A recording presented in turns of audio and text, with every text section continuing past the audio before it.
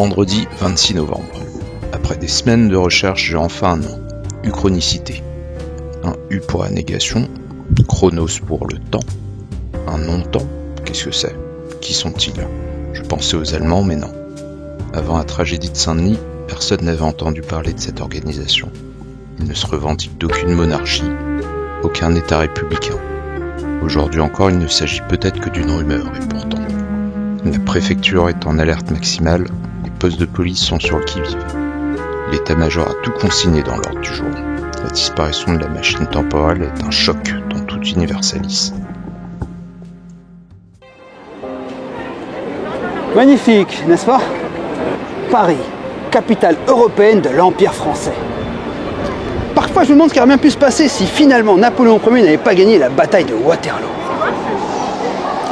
Une autre histoire, j'imagine. Ce qu'on appelle un non-temps. L'Uchronie, un genre qui réécrit l'histoire à partir d'une modification du passé. Ça sonne bien, dites donc. Vous êtes quoi, juste? Poète? Non, je suis journaliste à l'Éco-Vaporiste. Sky, pour vous servir. Enchanté, Pedro de la Vega, membre des Brigades du Tigre. Enfin, ex-membre. Mince, dame, je suis navré pour vous. Un rapport avec l'actualité? Vous avez fait un bingo. Ne dit-on pas plutôt bingo, tout simplement? Bingo. Effectivement, c'est plus amusant. Quoi qu'il en soit, mon devoir de réserve m'interdit d'en dire plus, surtout un journaliste. Soit il est vrai. Enfin, un verre, ça vous dit? Je vais fêter mon départ à la poudrière. Ma foi, ça aurait été avec plaisir, mais malheureusement je dois terminer un prochain reportage. Le célèbre futur à vapeur est revenu de ses voyages extraordinaires, avec, semble-t-il, un bracelet analytique venu du futur. C'est un scoop à ne pas manquer. Ok, eh bien bonne chance alors, et peut-être qu'on se reverra plus tard. Qui sait? L'avenir n'est pas encore écrit.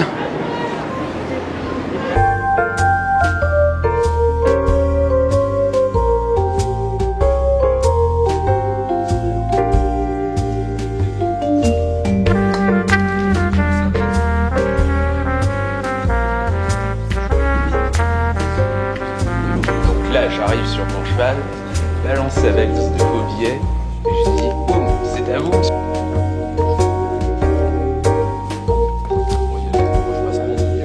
Je vous arrête, c'est bon. Citoyen Pedro de la Vega, grand héritier des cigares de luxe et meilleure gâchette du Mexique, semble-t-il. Veuillez me suivre. Ce soir, vous avez rendez-vous avec l'Empire. Je vois que vous avez fait vos devoirs, messieurs. Et en sachant tout ça, vous venez m'arrêter seul? Messieurs, écoute-moi bien, Terrien. Je ne partage jamais mes proies. Terrien? C'est quoi ces conneries? Avec tout ce que tu as bu comme alcool ce soir, tu te crois de taille contre moi. Je vois que j'ai affaire à un professionnel. Ok, je me rends. Un dernier baiser? Si, señor, con gusto. Ah! Et avec ça, je vous aurai tous les deux.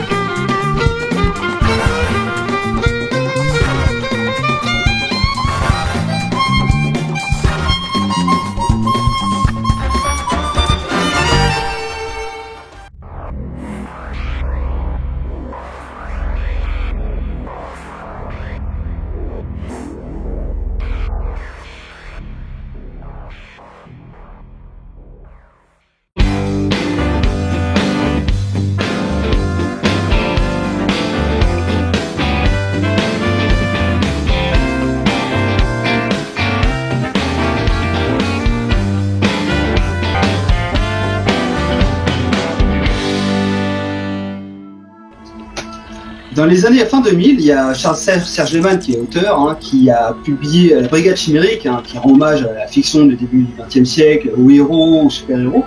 Et ensuite, on a l'impression qu'il y a eu un fleurissement de plein de nouveaux héros, super-héros français en France.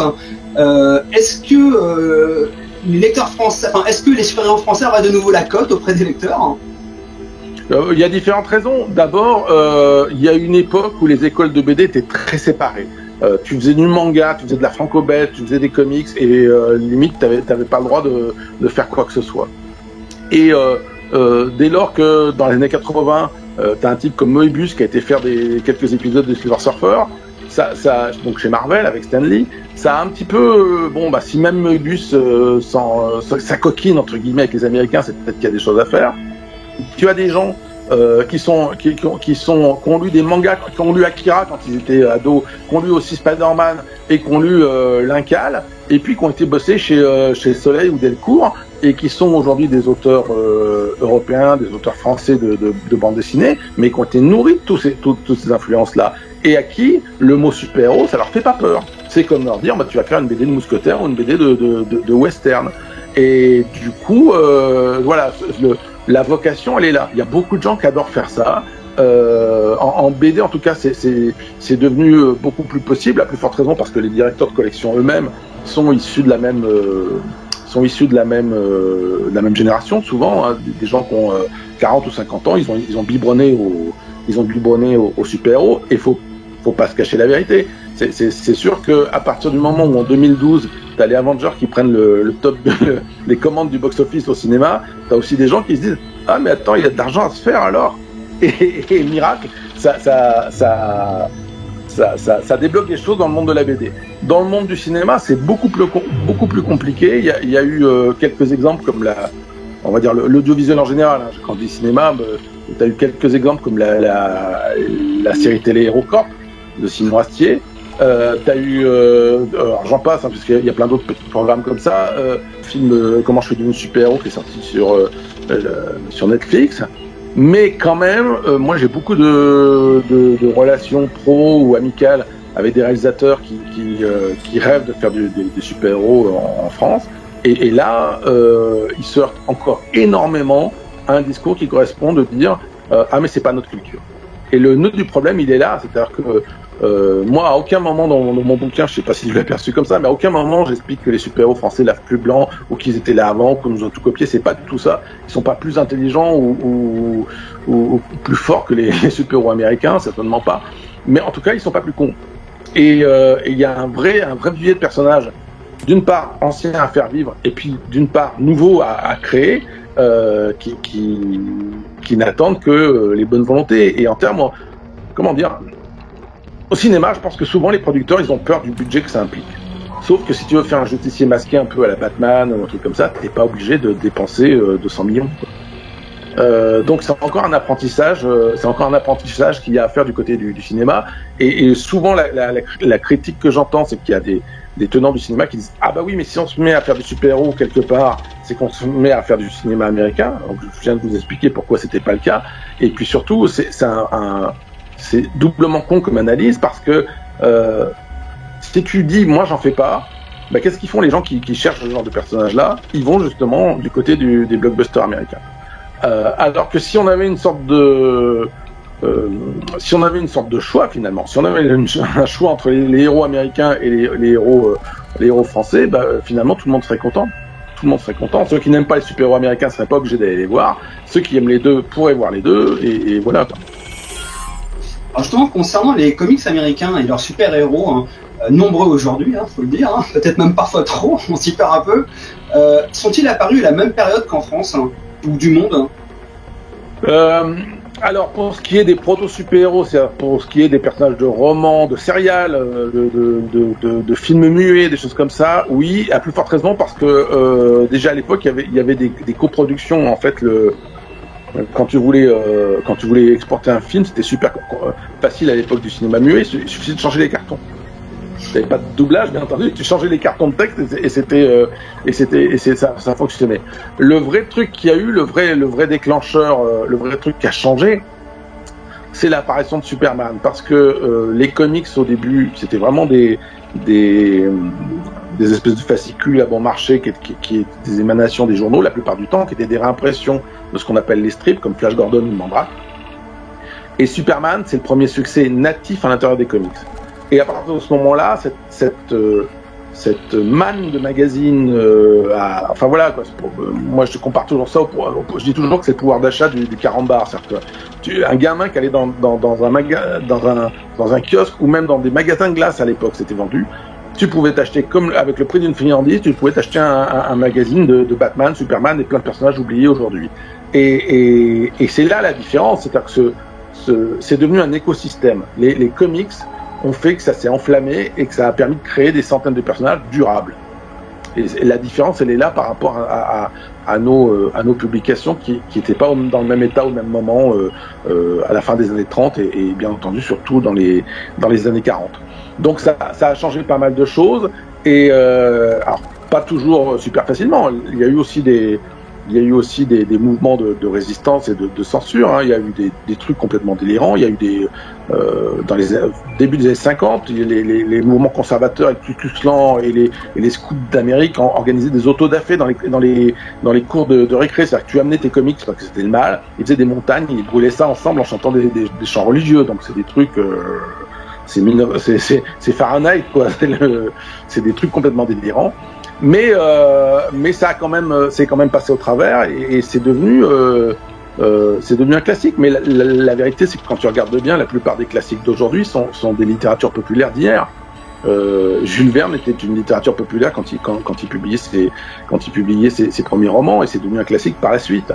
On a cité tout à l'heure Dumas. Dumas, à la base, c'est du feuilleton populaire.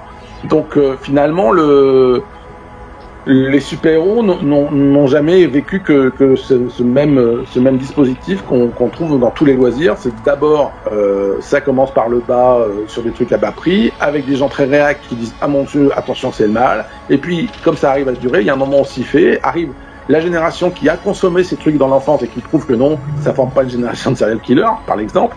Et ces trucs-là sont adoptés.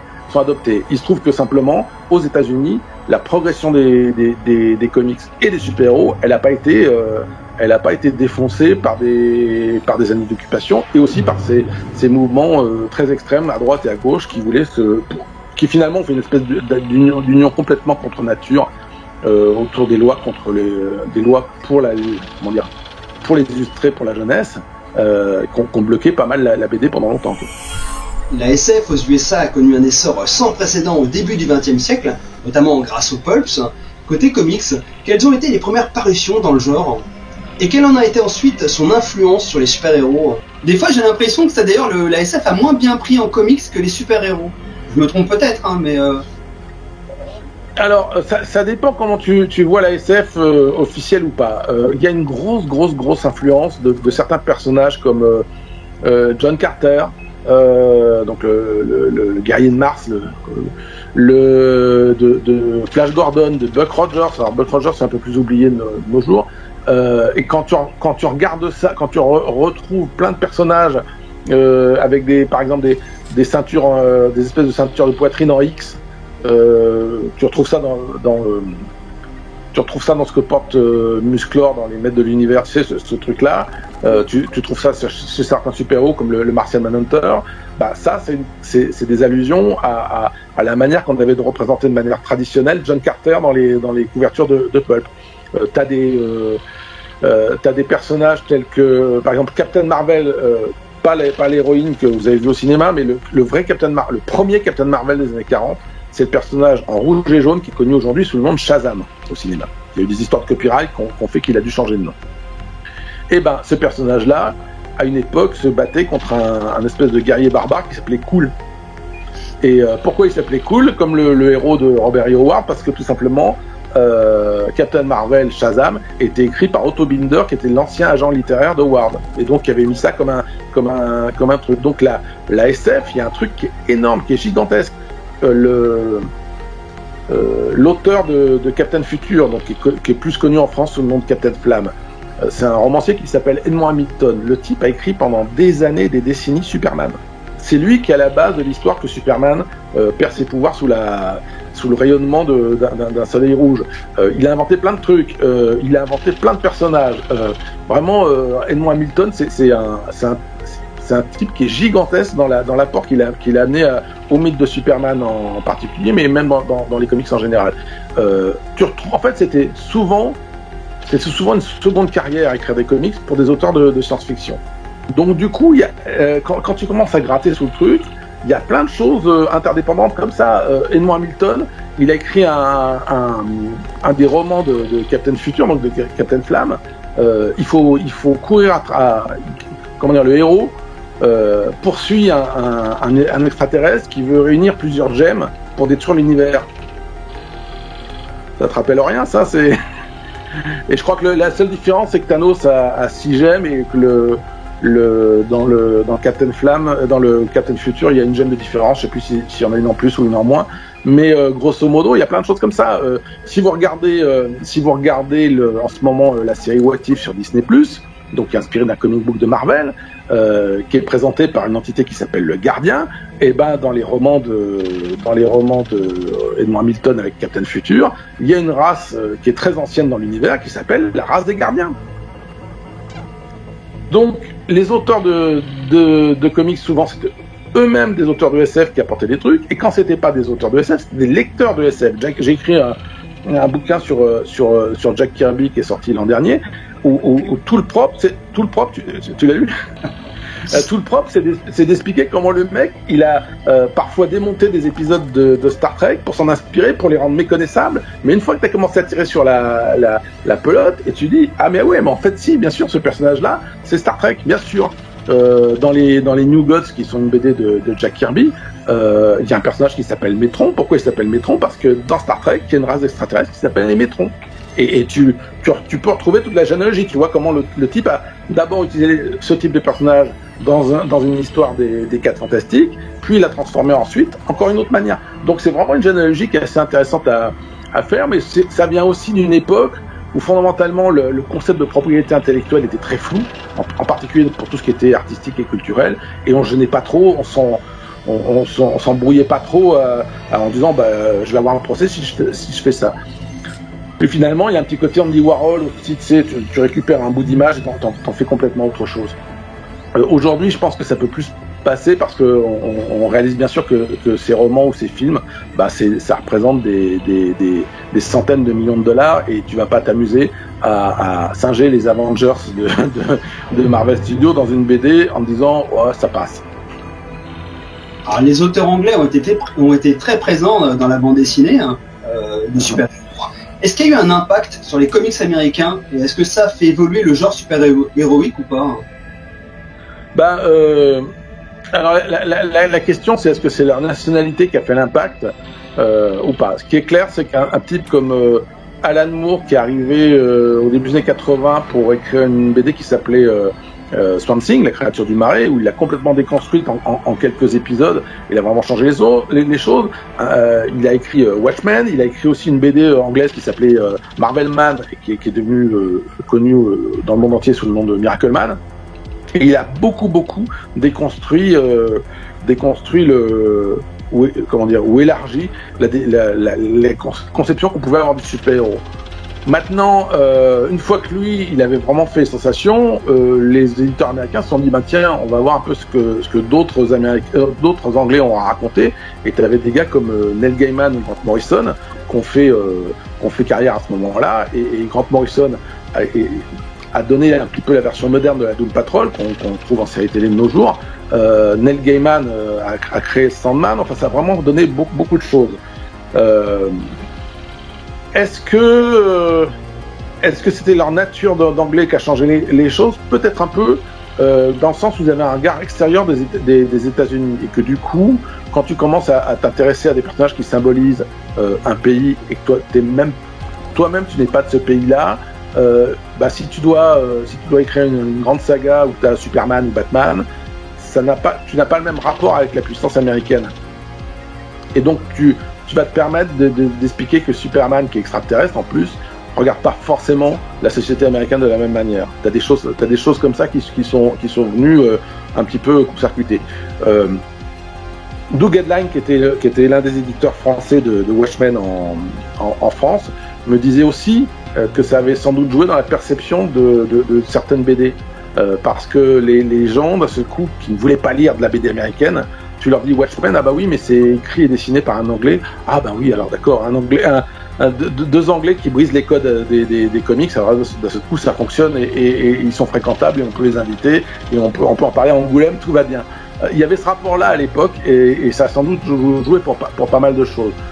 Bon, maintenant, je te parle d'une situation qui a presque 40 ans, hein, les années 80, et aujourd'hui, tu as des auteurs américains qui sont tout à fait aussi iconoclastes, sinon plus que certains auteurs anglais, et la nationalité joue plus tellement, puisque à l'heure d'Internet, tous ces gens-là se parlent sur les réseaux sociaux de manière quotidienne, et que du coup, on est tous un petit peu internationalisés là-dessus, quoi.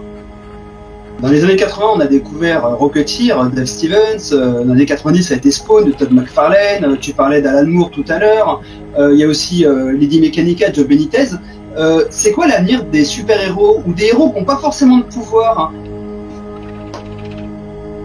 Je pense que l'avenir du genre super-héroïque, c'est plus un avenir de situation. C'est-à-dire que maintenant, il y a tellement d'archétypes de personnages que tu peux te permettre pratiquement de les montrer et tout le monde comprend de quoi il s'agit.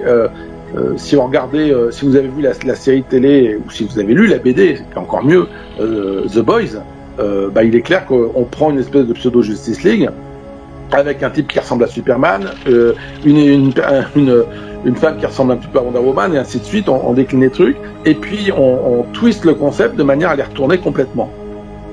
Et c'est ça quelque part qui fait l'intérêt.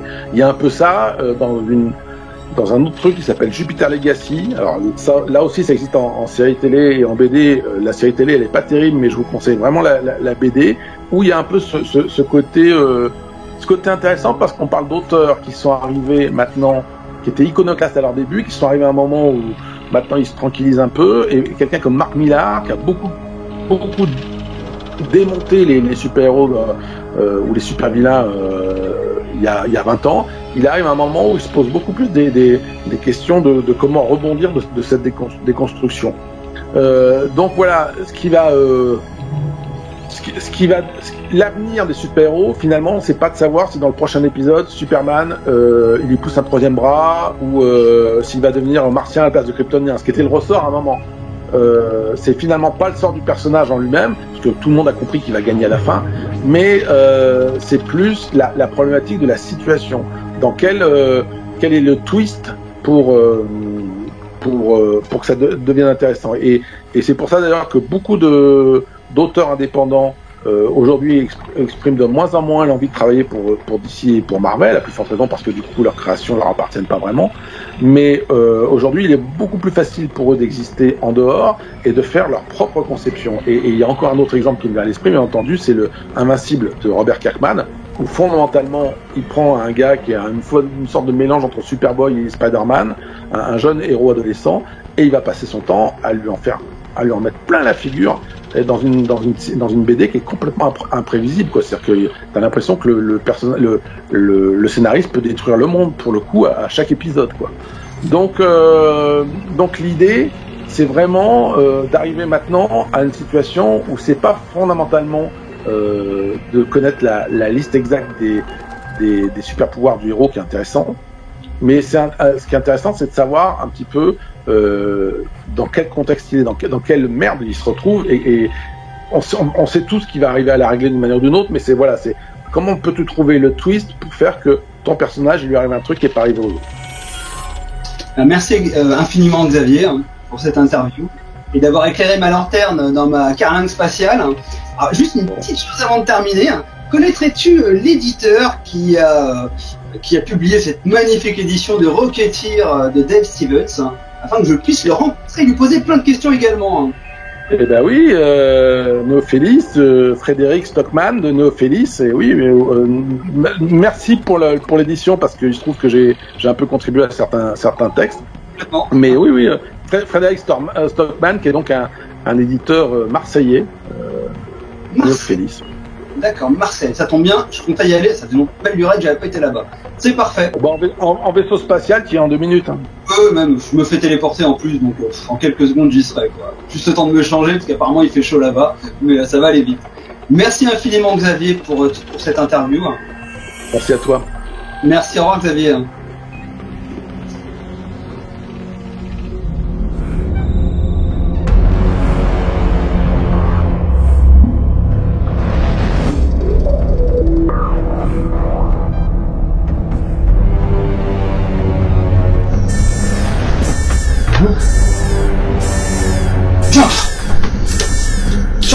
transfère mon appel à la salle des machines.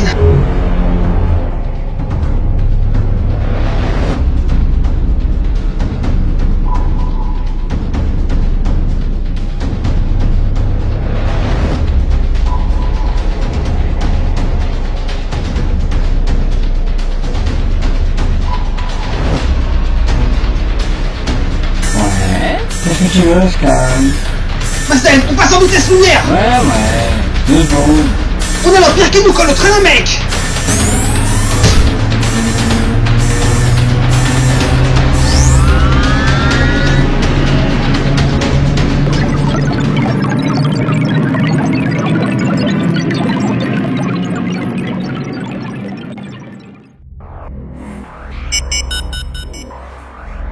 Nous avons reçu votre message, que se passe-t-il? Sky, vous connaissez? Le journaliste? Évidemment. Quelle chronique? Celui du futur, dans un carlingue de l'espace. Il nous faut ce gars. Proposez-lui un rendez-vous pour une interview exclusive. Il ne résistera pas. Ça tombe bien, je vais mettre notre meilleur homme sur l'affaire. Parfait. Il est là! Arrêtez-le! Quoi? L'Empire! Je suis repéré! Bloquez la corde! Exécutez les instructions! Karishka, téléportation! 505, capitaine.